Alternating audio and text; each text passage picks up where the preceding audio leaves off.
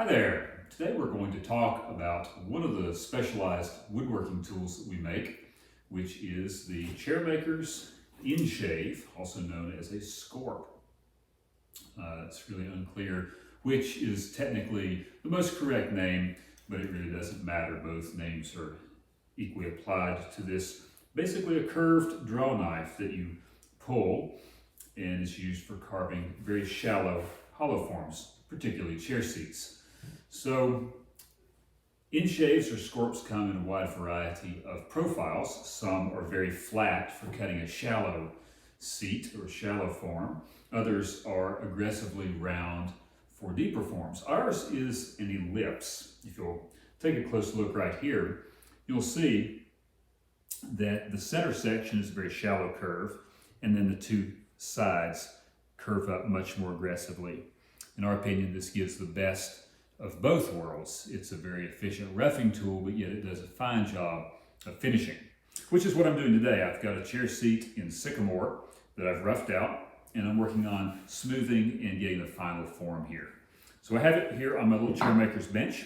We're going to fasten it down with holdfasts, and since this is almost finished, I'm going to use some wooden pads to keep the holdfast from marring our finished surface. There we go. When I use an Inshave or scorp, I like to hold the tool with my hands, and then tuck my elbows into my body. And what that does is it gives me a lot of stability. And the other thing that I'll do is twist just a little bit so that I'm cutting at a slight skewing or slicing angle. And if you'll notice, the handles on our Inshaves are canted out, and that does several things. One of which is, if I'm pulling primarily, say, with my right hand, I automatically get that skew, and then my left hand is steering. All right, here we go.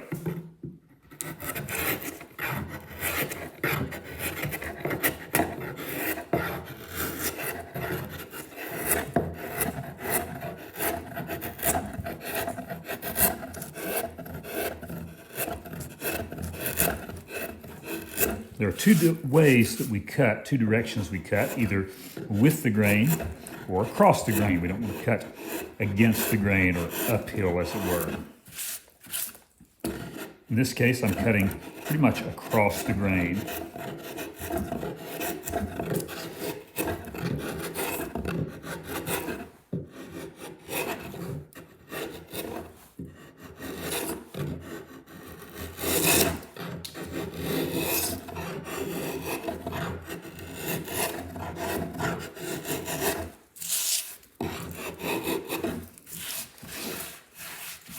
I've got some more work to do here where the leg part of the seat comes over, where the legs sit. I've got to go a little deeper.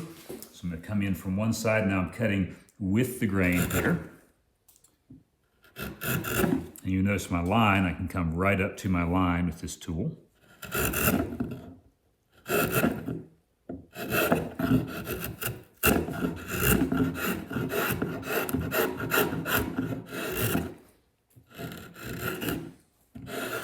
And notice here it starts to dig in. That tells me that I'm going against the grain, so I'm going to stop and get that from the other direction.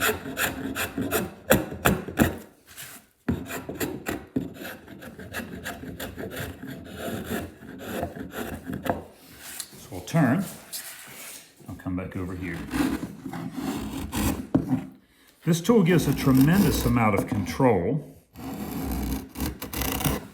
The difference between the Inshave and a travisher is just like the difference between a draw knife and a spoke shave. Like the draw knife, the Inshave has no stock, no depth stop. It's controlled entirely by the will and the skill of the operator. Whether I take a big, deep cut or whether I take a very shallow cut, it's all in a matter of hand control. Whereas with a spoke shave or with a travisher, your depth is adjusted by the stock or the body of the tool. Now, we're approaching the pommel and it's really high here, and I want to gradually slope this off. So I'm going to come this way and cut in this combination of width and across the grain.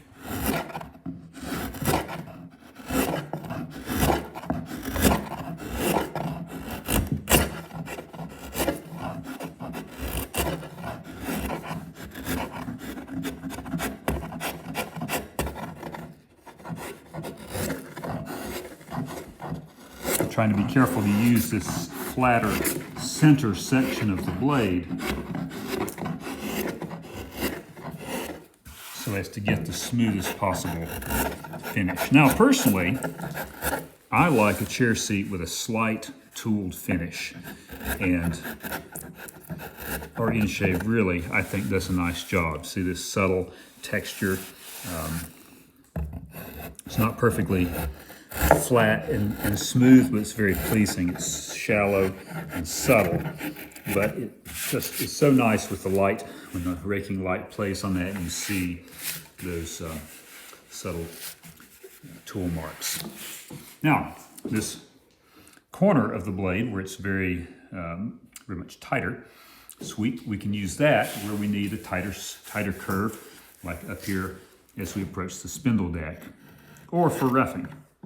So now I'm going to follow this line. I'm cutting with the grain.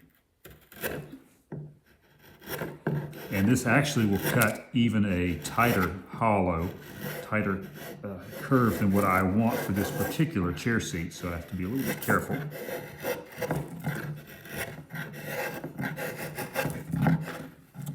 One of the challenges with an Inshave or a scorp is to have the handles high enough off of the cutting edge that your hands don't get in the way as you're carving.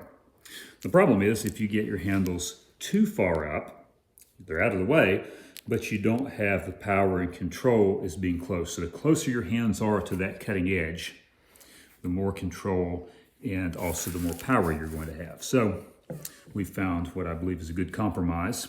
Our hands are out of the way, but yet we have very exceptional control.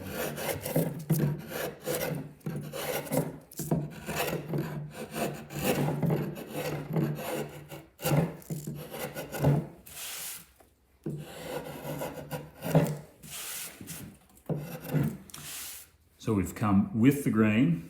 We can do the same thing on this side. Then this center section, we'll have to use a combination of with and against the grain to get this last little bit of tear out. We'll come from one side with the grain, and then the other side with the grain, and then we've got that final spot there in the middle where we have to go across. We'll come from this side. And again, I'm using this skewing action, so now I'm pulling primarily with my left hand. It sets us up for this nice skewing action, just almost automatically. Our goal is to design and build tools that just want to work, as it were, tools that are intuitive to use. Yes, our tools take skill, but they're not difficult to master. They work with our bodies the way that we're designed to work.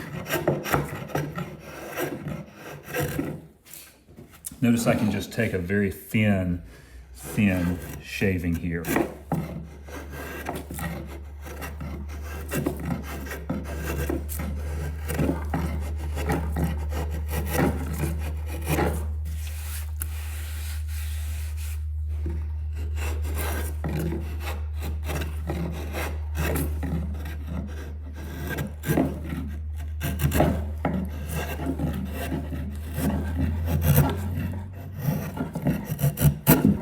Notice the tear out right here. It's very subtle, but this tells me I need to come from the other direction or to come across the grain.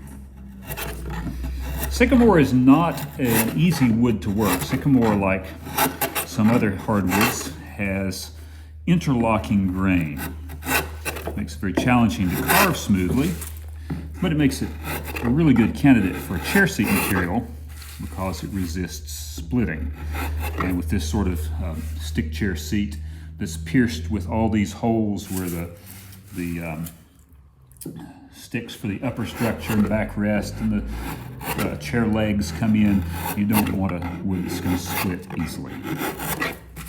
All right, we're getting very close to what I would consider a maximum final depth there, so I've got to be a little bit careful. I'm going to come back here, work this side of the pommel. Notice I have a center line marked here. I can still see that, so I'm going to carefully come right up to that center line.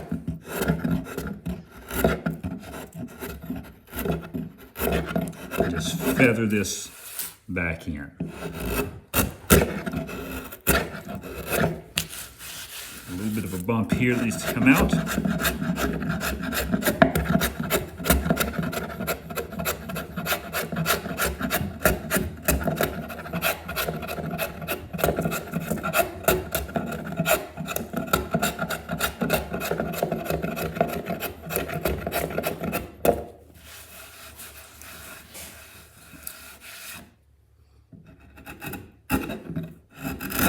These tools are so fun to use, you'll carve right through the bottom of your chair seat if you don't pay attention.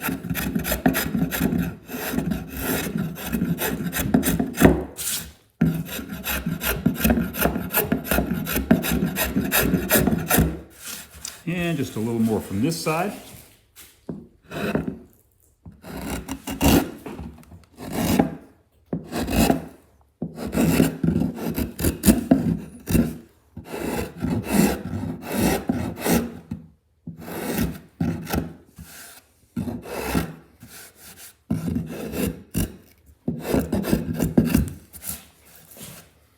And back from this side.